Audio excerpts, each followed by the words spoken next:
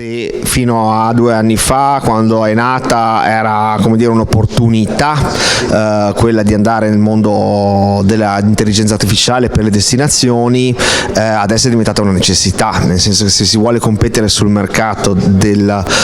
destinazioni, in generale turistico, è necessario anche munirsi di questo tipo di tecnologie che sono ampiamente utilizzate dai più grandi player internazionali.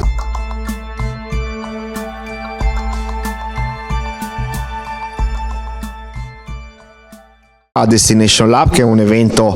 uno dei più importanti eventi dedicati alle destinazioni italiane, insieme a Garda Trentino abbiamo presentato Gaia, che è di fatto un assistente digitale che può essere utilizzato sia sul sito della destinazione, e quindi su gardatrentino.it si trova già adesso una assistente AI, appunto Gaia, in grado di dare informazioni agli ospiti prima e durante il soggiorno, ma anche sugli infopoint della destinazione sotto forma di totem, e quindi l'utente può andare lì, l'ospite può andare lì e chiedere quello che vuole, sia utilizzando il proprio dispositivo, il proprio smartphone, oppure anche con un approccio voice proprio da poco, grazie a una novità anche dell'intelligenza artificiale, del modello che utilizziamo, che prevede e facilita anche l'utilizzo della voce sia in entrata che in uscita, quindi posso chiedere una cosa parlando e posso ottenere una risposta attraverso un assistente che parla.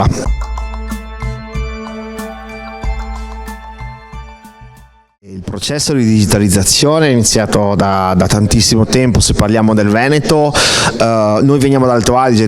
dove dal punto di vista della digitalizzazione abbiamo avuto la fortuna, se vogliamo, di iniziare molto tempo fa. Il Veneto, devo dire, sta andando molto bene in questa direzione, ha una strategia molto chiara, che è quella appunto di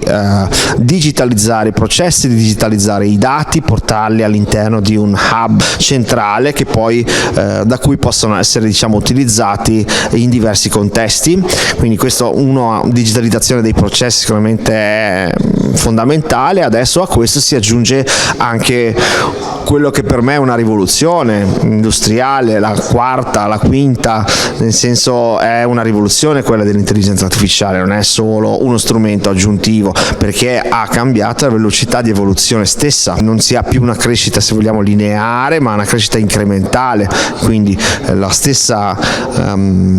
stesse informazioni che immagazzina gli permettono di crescere a una velocità sempre maggiore, e questo chiaramente ha cambiato tutto, perché basta vedere, per chi un po' segue la scena dell'intelligenza artificiale, le evoluzioni sono giornaliere e ogni giorno, grazie anche a una grande competizione, ci sono nuove evoluzioni. Queste vanno sfruttate dalle destinazioni per rimanere competitivi.